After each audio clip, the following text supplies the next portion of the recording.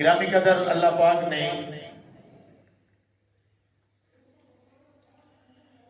میری اور آپ کی کامیابی 100% دین کے اندر رکھی ہے۔ انسان کی حقیقی کامیابی کیا ہے، ناکامی کیا ہے، اس کو اللہ نے قرآن کا اہم موضوع بنایا ہے۔ جا بجا مقامات میں اللہ نے اس مضمون کو مختلف پیرائی میں بیان کیا ہے۔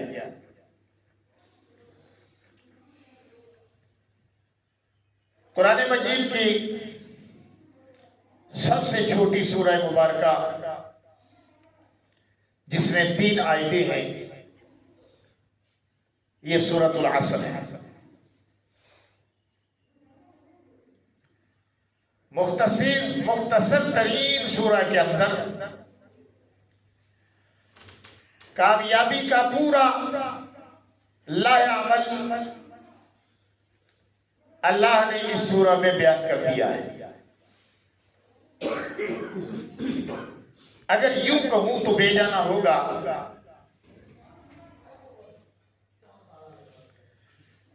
کہ اس سورہ کے اندر پورے قرآن کا خلاصہ بیان کیا گیا ہے، کیونکہ قرآن پاک کتاب الہدا ہے، ہدایت کی کتاب ہے، اور ہدایت کا منشور اللہ نے سورہ عصر میں بیان کیا ہے۔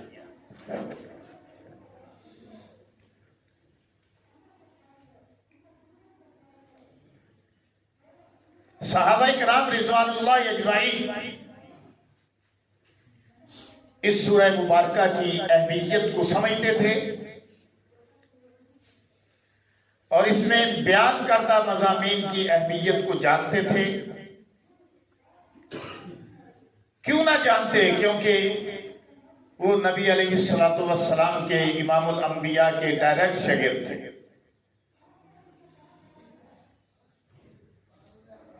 مجھے اور آپ کو اپنے شاگردوں پہ ناز ہو سکتا ہے،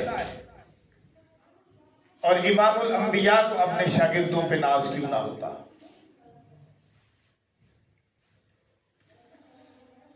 اور ناز اپنے شاگردوں پہ ہونے کی وجہ ایک اور بھی ہے،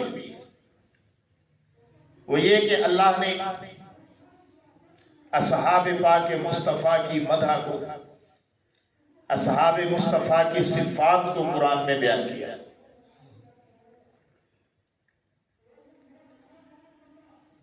تو سامعین محترم، اللہ نے سورہ عصر کے اندر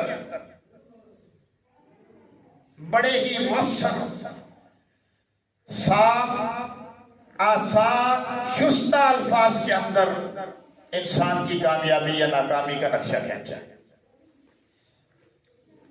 اور بڑی عجیب بات یہ ہے کہ اللہ نے اس سورہ میں جو الفاظ استعمال کیے وہ بھی انتہائی سادہ الفاظ استعمال کیے، اور ہماری خوش قسمتی، حسن اتفاق کہ جو الفاظ ہم اردو میں استعمال کرتے ہیں وہی الفاظ تقریباً عربی کے اندر اللہ تعالیٰ نے اس سورہ میں بیان کیا۔ لہذا ہر شخص اس سورہ مبارکہ کے الفاظ کو، مضامین کو، مقصد کو، مطلب کو سمجھ سکتا ہے۔ پہلی آیت میں اللہ پاک جل وعلا نے عجیب انداز اختیار کیا، قسم سے اس سورہ مبارکہ کے مضامین کا، آیتوں کا آغاز کیا۔ وہ دروازہ بند کر دیا۔ اللہ نے قسم اٹھائی، والعصر، عصر کی قسم ہے۔ قسم اٹھانے کی اللہ کو ضرورت نہیں تھی، لیکن چونکہ انسانوں میں اور عرب معاشرے میں کسی بات کو مضبوطی کے ساتھ بیان کرنے کے لیے وہ قسم اٹھایا کرتے تھے۔ تو اللہ نے بھی اس کو کنٹینیو رکھا اور اس سورہ مبارکہ کا آغاز قسم سے کیا۔ اب قسم بھی بڑی نرالی، اپنی صفات کی قسمیں نہیں اٹھائی اللہ نے یہاں۔ قرآن میں مختلف مقامات پر مختلف جگہ پہ اللہ نے قسمیں اٹھائی، اپنے نبی پاک صلی اللہ علیہ وسلم کے آپ کی عمر مبارک کی قسمیں اٹھائی، لیکن اس میں جو قسم اٹھائی ہے وہ مختلف ہے، اس لحاظ سے کہ اللہ نے زمانے کی قسم اٹھائی ہے، یوں سمجھیے کہ زمان و مکان کی قسم اٹھائی، یوں سمجھیے کہ ٹائم اینڈ سپیس کی قسم اٹھائی، والعصر، عصر کی قسم ہے۔ عصر سے مراد زمانہ، عصر سے مراد ڈھلا ہوا وقت، عصر سے مراد آخری وقت، آخری لمحات یوں کہہ لیں۔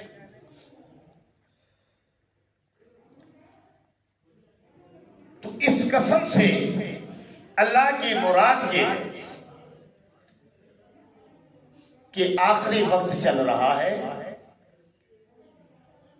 زمانے پر آخری وقت چل رہا ہے، اس دنیا کی عمر اب جو ہے وہ اپنی انتہا کی طرف جا رہی ہے۔ ابتدا تو ہوئی اربوں سال پہلے اور اب انتہا کی طرف جا رہی ہے۔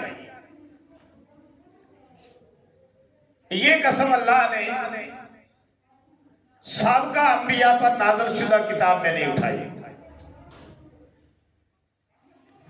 اللہ نے اپنے آخری نبی امام الانبیاء صلی اللہ علیہ وسلم کے زمانے کی قسم اٹھائی ہے، پہلے زمانے کی قسم نہیں اٹھائی۔ اس کی وجہ بھی ہے، اس کی وجہ یہ ہے کہ یہ زمانہ آخری زمانہ ہے، اب اس کے بعد کوئی اور زمانہ نہیں ہوگا۔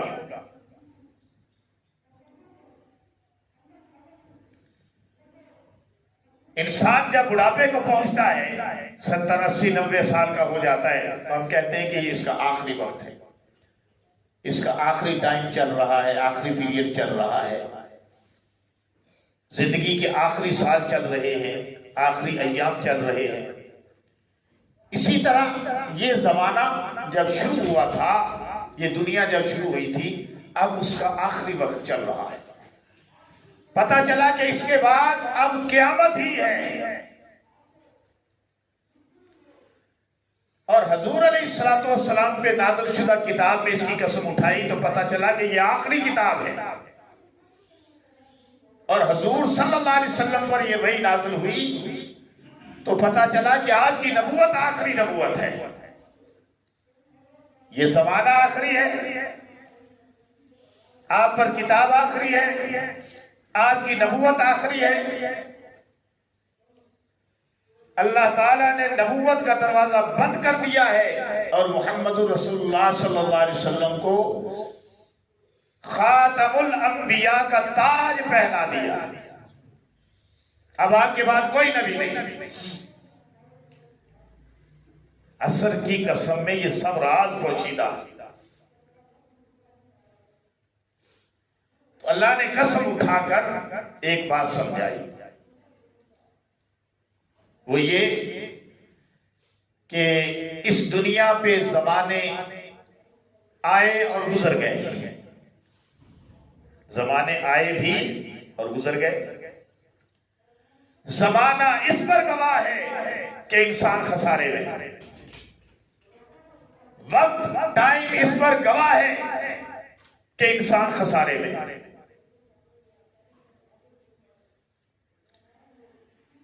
اور انسان اگر سوچے تو زمانے اس بات پر شاہد ہیں کہ انسان نے نقصان اٹھایا ہے اور بڑا اٹھایا ہے، تو اس کی ایک ہی وجہ تھی، اور وہ تھی غفلت. انسان نے نقصان اٹھایا ہے تو غفلت کی وجہ سے اٹھایا ہے، اور زمانہ اس پر گواہ ہے. کتنی قومیں آئی، کتنی صلاحیتوں والی قومیں آئی، کتنی طاقتوں والی قومیں آئی، کتنی زندگی لمبی والی قومیں آئی، لمبی عمروں والی قومیں آئی، کتنی صحت مند قومیں آئی، کتنی کاریگر قومیں آئی، کہ آج بھی سائنس اس بات پر حیران ہے کہ یہ انہوں نے کس طرح کیا تھا، جبکہ اس وقت سائنس کا زمانہ نہیں تھا، اتنی بھاری مشینری نہیں تھی، اس وقت سکلز اتنے نہیں تھے. کیسے لوگوں نے یہ کارنامے سر انجام دیے تھے؟ اہرام مصر کو لوگ دیکھ کر حیران ہوتے ہیں کہ کیسے انہوں نے بنا لیے. اب تو کرینے ہیں، اب تو مشینری ہے کہ اتنی بلند و بالا عمارتیں بنائی جاتی ہیں، پیمانے ہیں، کمپیوٹرائز سسٹم ہے. تو کیسے انہوں نے اس کے زمین کے اوپر اس کا سکوائر لیا، زمین کے اوپر اس کی کس طرح انہوں نے پیمائش کی، کیسے اندازہ لگایا کہ یہ عمارتیں جو ہیں وہ چکر نہیں کھائیں گی، عمارتیں پھٹیں گی نہیں. آج بھی حیران. اونچے اونچے پہاڑوں پر انہوں نے اپنی تخلیقات نصب کی. سائنس حیران ہے کہ یہاں کیسے انہوں نے پہنچایا. کئی من جو ہے وہ پتھر کیسے انہوں نے اوپر پہنچائے، کئی من وزنی پتھر آپ جو کرینوں سے نہیں اٹھائے جا رہے، سمندروں سے لے کر ان پتھروں کو کیسے گزرے. ڈیڈ باڈیاں محفوظ دریافت ہوئی ہیں. سائنس سوچ رہی ہے کہ انہوں نے یہ مسالے کہاں سے لیے جس سے آج بھی ان کی ڈیڈ باڈیاں محفوظ ہیں. ایک عورت کی لاش ایک ڈبے کے اندر محفوظ تھی، شیشہ کی طرح کا ڈبہ تھا، اور اس میں ایک کیمیکل نیلگوں رنگ کا موجود تھا. ہزاروں سال پرانی وہ لاش دریافت ہوئی، اور اس کیمیکل کی وجہ سے وہ لاش گلی نہیں اسی طرح.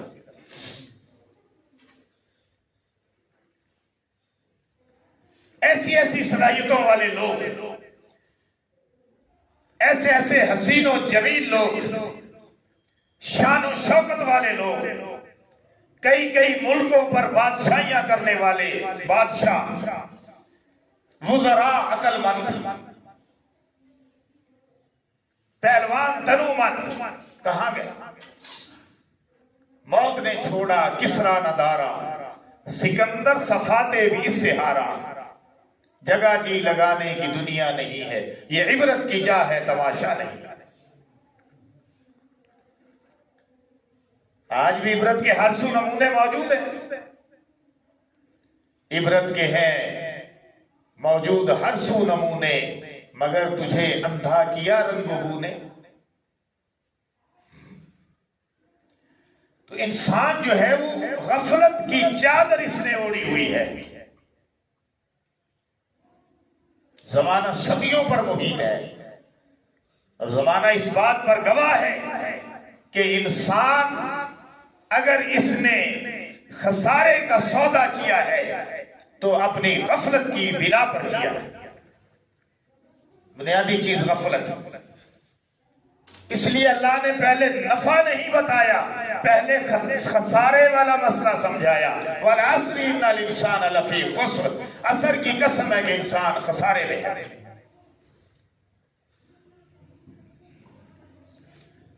لیکن انسان اس بات کو سمجھتا نہیں. کافر تو کیا سمجھیں گے، مسلمان نہیں سمجھتا. کافروں میں تو سائنس کی سمجھ ہے، ان کو ایجادات کی سمجھ ہے، ان کو ان باتوں کی اب سرچ میں لگے ہوئے ہیں. اس پر تحقیقات ہو رہی ہیں کہ انسان کو کیسے دوبارہ ہم زندہ کر سکتے ہیں. اس بات کی اب تحقیق ہو رہی ہے. سائنس کے بڑے ریسرچ اکیڈمیوں میں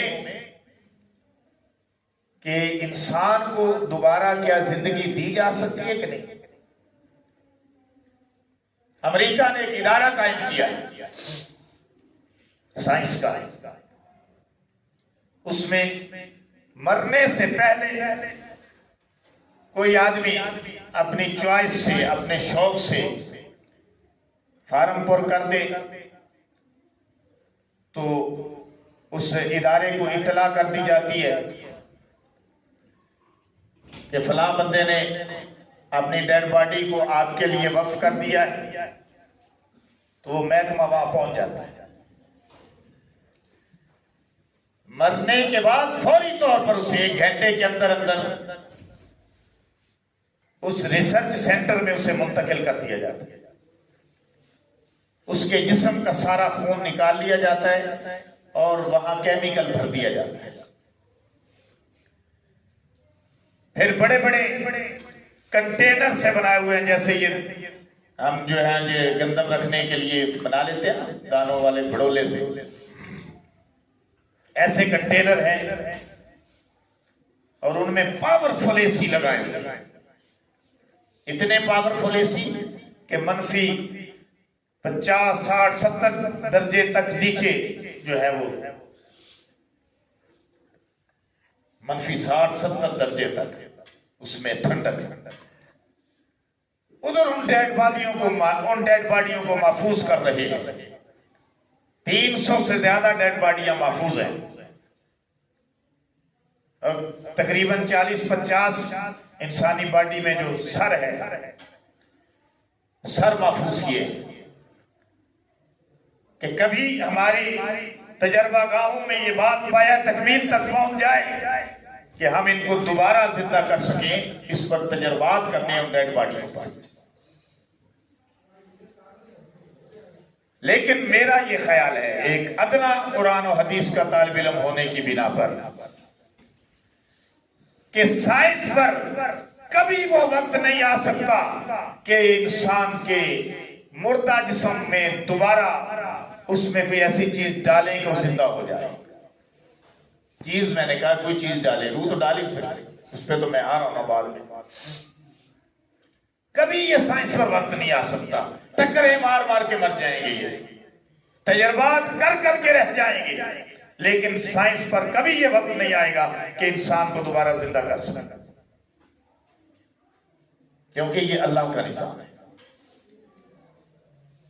وہ کیوں کیسے نہیں زندہ کر سکتے جبکہ انہوں نے ڈیڈ باڈی کو محفوظ کر لیا؟ وہ تو میں نے کہا ہزاروں سال پہلے ڈیڈ باڈیوں کو محفوظ کر لیا جاتا تھا. جیسے اہرام مصر میں ملی ہیں جو ہے وہ بہت زیادہ جو کھنڈرات کی کھدائیوں میں وہ ڈیڈ باڈیاں ملی ہیں، محفوظ تھی.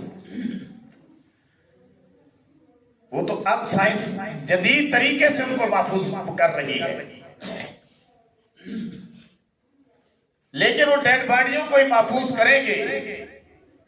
جس کو اللہ نے موت دے دی اس کو وہ زندہ نہیں کر سکتے، اللہ ہی زندہ کرے گا قیامت میں.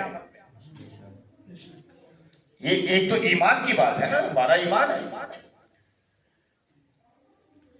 اب اس کو ذرا پریکٹیکلی تناظر میں دیکھیں کہ کیوں نہیں کر سکتے جبکہ سائنس نے اتنی ترقی کر لی ہے اور پتہ نہیں اس کے بعد اور کتنی ترقی ہوگی. کبھی ہم نے سوچا ہی نہیں تھا یہ جو ترقی کے اب ہمارے سامنے چیزیں موجود ہیں، کبھی ہم نے نہیں سوچا تھا. 20 سال 30 سال 40 سال 50 سال 100 سال پیچھے چلے جائیں، اس وقت کے لوگوں کو اگر کچھ سمجھاتا کہ ایسے جناب کمپیوٹر آئے گا، ایسے موبائل ہوگا، ایسے جناب ایک ٹچ سے پوری دنیا اس کے سامنے کھل جائے گی، الادین کا چراغ کیا چیز ہے، تو اعتبار کرتا کہ ایک چھوٹا سا پرزہ ہوگا، ہر بندے کی جیب میں ہوگا. لیکن میرے نبی صلی اللہ علیہ وسلم نے یہ بتا دیا تھا کہ قرب قیامت کی یہ نشانیوں میں سے ہے کہ بے جان چیزیں بولے گی، باتیں کریں گی، ڈبے بولیں گے. یہ بے جان چیزیں باتیں کریں جیسے ٹی وی، کیبل، یہ سب کچھ موبائل. کیوں نہیں وہ اس میں کامیاب ہو سکتے؟ اس لیے کہ روح کے جسم کے ساتھ تعلق کا نام زندگی ہے. روح کا جو جسم کے ساتھ تعلق ہے اس کا نام زندگی ہے. اور جب روح نکل گئی تو زندگی نہ رہی. اب جسم کی طرز پر تو کچھ بنا لیں گے کہ ہاتھ کٹ گیا، انگلی کٹ گئی، مصنوعی انگلی لگا دی، لیکن اس میں بھی جان نہیں پیدا کر سکتے.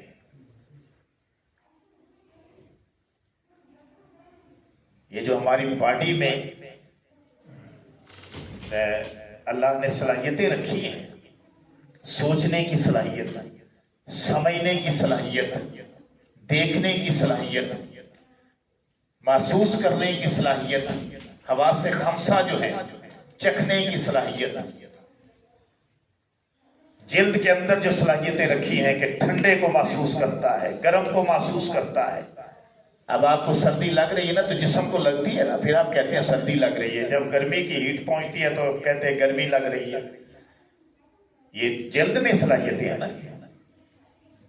اور جب چوٹ لگتی ہے تو درد ہوتا ہے، سکون محسوس ہوتا ہے جلد کو ٹچ کرنے سے، درد ہوتا ہے جلد کو ٹچ کرنے سے، سردی لگتی ہے، گرمی لگتی ہے. محبت کے جذبات، نفرت کے جذبات، بھوک لگنے کی کیفیات، کھانا کھانے کے لمحات کہاں سائنس پیدا کر سکتی ہے؟ یہ محبت اور نفرت کو کون لائے گا؟ یہ اللہ کا کام ہے. یہ خالق کی نرالی تخلیق ہے کہ سائنس عاجز ہے. تو میں کہتا ہوں کہ کبھی انسان کی ڈیڈ باڈی کو کبھی زندہ نہیں کر سکتے. انسان کو مردہ ہونے کے بعد کبھی زندہ نہیں کر سکتے. کیوں؟ اس کے لیے روح کی ضرورت ہے. اور روح کہاں سے لائیں گے؟ روح کوئی ایسے بک تھوڑی رہی ہے. ہاں، ان کو اتنا پتا ہے کہ انسان کو سانس لینے کے لیے آکسیجن کی ضرورت ہے. اتنا ان کو پتا ہے کہ سائنس کو یہ سرچ کر لی کہ آکسیجن کی ضرورت ہے. اور آکسیجن جب انتہائی کم ہو جائے تو پھر انسان زندہ نہیں رہ سکتا. لیکن یہ بھی بیرونی عوامل میں سے، میں کہتا ہوں بیرونی عوامل میں سے. کیوں؟ اس لیے کہ اگر روح اندر ہے تو آکسیجن جو ہے وہ کام دے گی. اگر روح اندر نہیں تو آکسیجن کہاں کام دے گی؟ بندہ مردہ ہو گیا ہے تو اس کو آکسیجن کے جتنے مرضی سلنڈر لگاؤ پھر. تو روح کہاں سے لائی ہے؟ روح کیا ہے؟ روح تو اللہ کا حکم ہے. الروح من امر ربی، روح میرے رب کا امر ہے. صحابہ نے پوچھا یا رسول اللہ صلی اللہ علیہ وسلم یہ روح کیا ہے؟ کئی مرتبہ کفار نے بھی سوال کیے، یہود و نصارہ نے کیے، تاریخ کے متعلق کیے، روح کے متعلق کیے کہ روح کیا ہے. تو اللہ نے فرمایا یسألونک عن الروح، یہ آپ سے روح کے متعلق سوال کر رہے ہیں. قل الروح من امر ربی، ان سے فرمائیے روح میرے رب کا امر ہے. بس یہ امر ہے، یہ حکم ہے، یہ آرڈر ہے اس کا. اس کے آرڈر سے ہم زندہ ہیں، اس کے آرڈر سے ہم مردہ ہو جائیں گے. تو یہ اس کا آرڈر، اللہ کا آرڈر تو پھر اللہ کے پاس ہے نا. تو لہذا سائنس کبھی یہاں تک نہیں پہنچ سکتی کہ ڈیڈ باڈی کو زندہ کر دے. انسان کو مرنے کے بعد، ڈیڈ ہونے کے بعد دوبارہ جو ہے وہ لائف میں لے آئے، کبھی ایسا نہیں ہو سکتا. ہاں، سائنس تجربے کر رہی ہے اور بڑی کوششیں ہو رہی ہیں، لیکن یہ ان کی کوششیں کبھی کامیاب نہیں ہو سکتی. اس لمحے میں انسان کی سہولت کے لیے سب کچھ کر سکتے ہیں. اللہ نے ہمیں نعمتیں دی، یہ جسم اس کی نعمت ہے. صحت اس کی نعمت، تندرستی اس کی نعمت، مال و دولت اس کی نعمت، اولاد اس کی نعمت، بیوی اس کی نعمت، والدین اس کی نعمت، کھانا پینا اس کی نعمت، پہننا برتنا اس کی نعمت، عزت اس کی نعمت، مقام اس کی نعمت، زندگی کے سورس عطا کرنا اس کی نعمت، زندگی اس کی نعمت، سانسیں اس کی نعمت. تو پھر ہم ان نعمتوں کا استعمال کرتے ہوئے اس کا شکر ادا کرنا چاہیے کہ نہیں کرنا چاہیے؟ ہم اس کا شکر نہیں ادا کرتے. اور جب اس کی مرضی ہوگی اس وقت پھر ہمیں دوبارہ زندہ کرے گا، وہی کرے گا، کوئی اور نہیں کر سکتا. سائنسدان جو ہے وہ اس معاملے میں بڑے تجربات کر رہے ہیں، کرتے رہے، ان کا کام ہے کرتے رہے. اور کئی تجربات کے دوران مسلمان بھی ہو جاتے ہیں. جب ان کا دماغ کہیں اپیل کرتا ہے نا جا کے کہ یار یہ تو انسان کے بس سے باہر ہے، تو کوئی اور طاقت ہے پیچھے جو یہ سب کچھ کر رہی ہے، تو پھر اس وقت یہ وہ مسلمان ہوتے ہیں. تو ہم اتنی نعمتوں کو استعمال کر رہے ہیں اور اللہ کا شکر نہیں کرتے. حالانکہ شکر کرنے سے نعمتیں بڑھتی ہیں. ہم نے دنیا اور دنیا کو سب کچھ سمجھ رکھا ہے. تو میں نے نتیجہ یہ نکالا تھا وَالْعَصْرِ إِنَّ الْإِنسَانَ لَفِي خُسْرٍ. عصر کی قسم ہے کہ انسان خسارے میں ہے. اور خسارے میں کیوں ہے؟ پچھلے انسان خسارے میں کیوں رہے؟ جن پر عذاب آئے برباد ہو گئے، بڑی بڑی قومیں برباد ہو گئی. تو وہ خسارے میں کیوں رہے؟ اس لیے کہ انسان نے اپنے اوپر غفلت کے پردے ڈال رکھے. غفلت سے نکلیے. گرمی ہے تو نماز نہیں پڑھی جاتی، گرمی ہے تو روزہ نہیں رکھا جاتا، سردی ہے تو نماز پڑھی نہیں جاتی. جب گرمی آتی ہے تو کہتے ہیں سڑ گئے سڑ گئے، جب سردی آتی ہے کہتے ہیں ٹھر گئے ٹھر گئے. اور یہ سارے زمانے اللہ کے ہیں، یہ سارے موسم اللہ کے ہیں. یہ ہمارے لیے نعمت ہے. ان موسموں میں ہم سارے کام کر لیتے ہیں. اس سردی میں ریڑی والا ریڑی لگا رہا ہے، دکان والا دکان چلا رہا ہے، نوکری والا جاب والا اپنی نوکری پہ جا رہا ہے، طالب علم پڑھ رہا ہے. اس سردی میں روٹیاں پک رہی ہیں، کھانے پک رہے ہیں، دعوتیں ہو رہی ہیں، شادیاں ہو رہی ہیں، بندے مر رہے ہیں. اس سردی میں سب کچھ ہو رہا ہے. یار نماز نہیں پڑھی جاتی؟ یا تو باقی بھی سارے کام چھوڑ دو نا، رضائیاں جو بڑھ جاؤ. جب باقی زندگی کے سارے کام سردی گرمی سے نہیں رکتے تو پھر عبادات کیوں رک جاتی؟ اس کا مطلب کہ اللہ کا حکم ہی ہے سب سے پیچھے، جس کو آپ جب دل چاہے پسے پشت ڈال دیں. اس کا معنی یہ ہے کہ ہم نے دین کو آگے نہیں رکھا ہوا، دین کو ہم نے پرائرٹی نہیں دی ہوئی، دین کو ہم نے ترجیح نہیں دی ہوئی. ہم نے دین کو پیچھے رکھا ہوا ہے، دنیا کو آگے رکھا ہوا ہے، جبکہ دین کو آگے رکھنا چاہیے تھا دنیا کو پیچھے. اگر دین کو آگے رکھتے دنیا آپ کے پیچھے خود بخود آتی. جنہوں نے دین کو آگے رکھا دنیا خود بخود آئی. مولانا حسین احمد مدنی رحمت اللہ علیہ کا واقعہ ہے. حاجی عبد الوہاب رائیونڈ والے تبلیغی جماعت کے امیر تھے، مرحوم مغفور، اللہ پاک ان کی مغفرت فرمائے. ان کا بھی واقعہ ہے کہ ایک آدمی ان کے پاس آیا پیسے لے کر یا کار کی چابی لے کر، تو انہوں نے منع کر دیا. انہوں نے کہا بھئی نہیں، ہمیں ضرورت نہیں ہے اس کی، ہم دین والے لوگ ہیں، ہم دین کا کام کرنا، ہمیں اس کی کیا ضرورت ہے؟ اگر ضرورت ہوگی تو لے لیں گے، اللہ دے دے گا، ابھی کوئی ضرورت نہیں ہے، لے جاؤ. تو اس نے کیا کیا کہ اس آدمی نے جو چابی لے کے آیا تھا، حاجی عبد الوہاب صاحب کی بھی ہے بات، تو انہوں نے جناب علی اس آدمی نے کیا کیا کہ جاتی مرتبہ حاجی عبد الوہاب صاحب کے جو موزے پڑے ہوئے تھے جوتی، اس میں وہ چابی رکھ دی. باہر جانے لگے تو سٹوڈنٹس نے جوتا اٹھا کے سیدھا کرنا چاہا تو انہوں نے کہا اس میں کچھ ہے، دیکھا تو چابی تھی پجاروں کی لمبی. تو انہوں نے کہا حاجی صاحب یہ تو چابی پڑی ہوئی ہے، کار کی پجاروں کی چابی لگ رہی ہے. انہوں نے کہا اچھا اللہ کا بندہ نہیں پھر باز آیا، نہیں باز آیا، میں نے تو اسے منع کیا تھا لیکن وہ میری جوتی میں رکھ گیا.